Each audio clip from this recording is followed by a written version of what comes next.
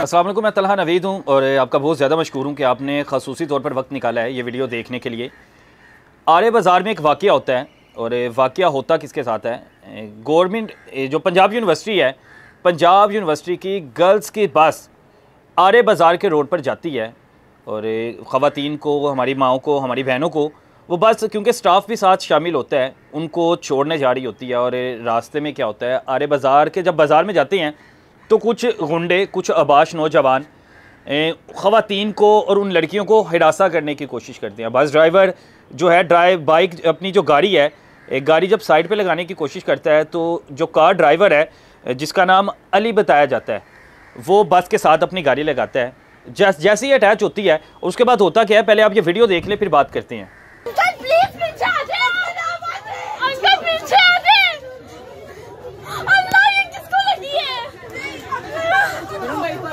Video आपने मुलाहिजा किया, आप देख सकती हैं कि जैसे ही गाड़ी की और एक कार की आपस में हल्की सी टक्कर होती है तो ये 5 नौजवान इसमें सवार होते हैं। एक का नाम आसिफ है, एक का नाम अली है, एक का नाम अली हमज़ा है और एक का नाम शहजाद है। ये सारे के सारे क्या करते हैं, बाहर निकलते हैं, हाथ में इनके सोटे वगैरह होते हैं, डंडे वगैरह होते हैं, पिस्टल होती है। निकलते सारी बस पर मारपीट शुरू कर देते हैं। लड़कियां, ख़वातीन, हमारी माएँ बहनें अंदर से चीखती हैं, पुकारती हैं, भाई ऐसा ना करो, हमें खौफ आ रहा है, हमें डर लग रहा है। लेकिन जो अबाश नौजवान होते हैं वो बस पर हथौड़ों से, डंडों से वार करते रहते हैं। देख सकते हैं कि सामने की स्क्रीन बिल्कुल टूट जाती है लेकिन वो बाज नहीं आते, वो चीखो पुकार करते रहते हैं, हत्ता कि ज़बरदस्ती दरवाज़ा खोला जाता है और 2 अबाश नौजवान बस के अंदर दाखिल होते हैं। ड्राइवर के साथ भी मारपीट शुरू करते हैं।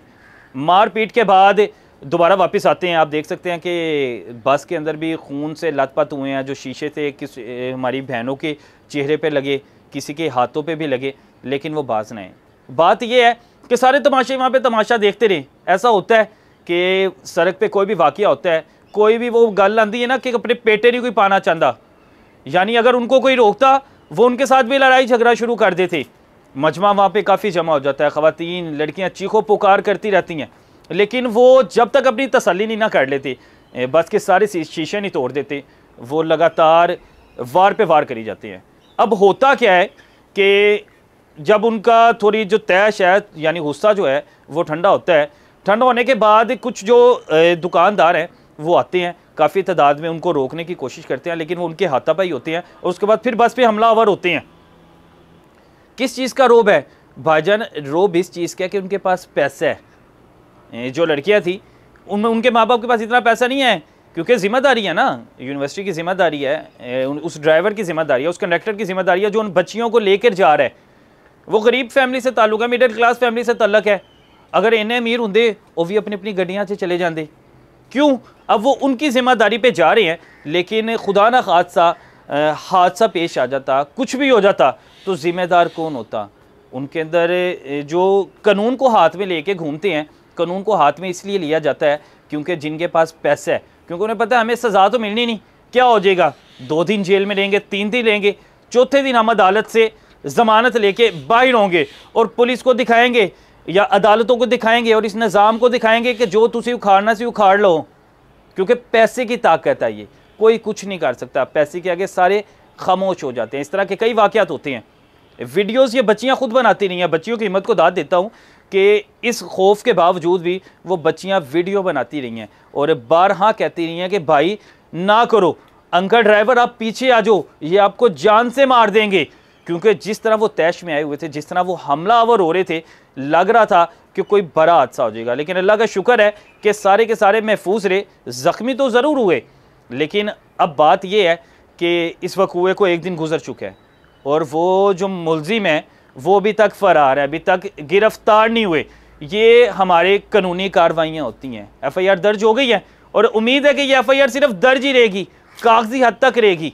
सरकारी गाड़ी, बच्चियाँ उस पर सवार, हमलावर होते हैं, क्यों नहीं पकड़ा जाता? पकड़ा भाईजान इसलिए नहीं जाता, पीछे पैसा है।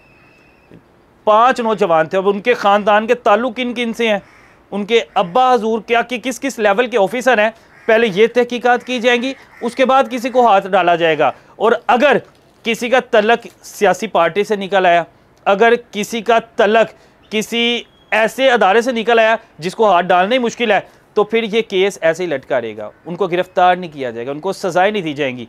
और अगर ये 5 अफराद इतने तैश में आ जाते हैं, खुदा ना खासा किसी की जान ले लेते वहाँ पे, फिर क्या होता? फिर भी पुलिस खामोश रहती। बात यही है कि ऐसे नौजवानों को जो इस तरह दहशत फैलाते हैं, अब वो बच्चियाँ जो उनकी पढ़ाई पर कितना असर पड़ा होगा। अब आपको लगता है कि वो दोबारा उन्हें 1 हफ्ता 1 महीना नहीं लगेगा अपने आप को रिकवर करने के लिए? लगेगा, लाज भी लगेगा। वो इसी गम में रहेंगी, इसी परेशानी में डूबी रहेंगी, किताब आगे रखेंगी, पढ़ेंगी बाद में, लेकिन वो दहशत उनके दिमाग में रहेगी। हम लोग अपने बच्चों को क्या सिखा रहे हैं, हम लोग अपने बच्चों को क्या तालीम दे रहे हैं? अब ये जिनके बच्चे थे गाड़ियों में घूम तो रहे हैं, लेकिन इनके माँ बाप की तरबियत भी सामने वाज़ आती है कि इनके माँ बाप ने इनकी तरबियत क्या की थी।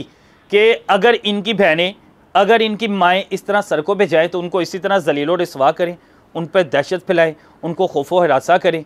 हैरत की बात है।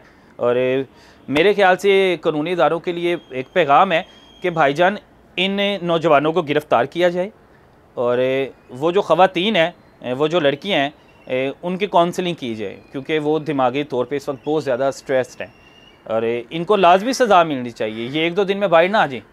इसी उम्मीद से, क्योंकि यकीन का लफ्ज़ मैं इस्तेमाल नहीं करूँगा, उम्मीद का इसलिए लफ्ज़ इस्तेमाल कर रहा हूँ कि शायद हमें उम्मीद है कि हमारे जो कानूनी अदारे हैं वो हरकत में आएँ और इन नौजवानों के ख़िलाफ़ कोई कार्रवाई करें। इजाज़त दें, बहुत शुक्रिया, अल्लाह हाफ़िज़।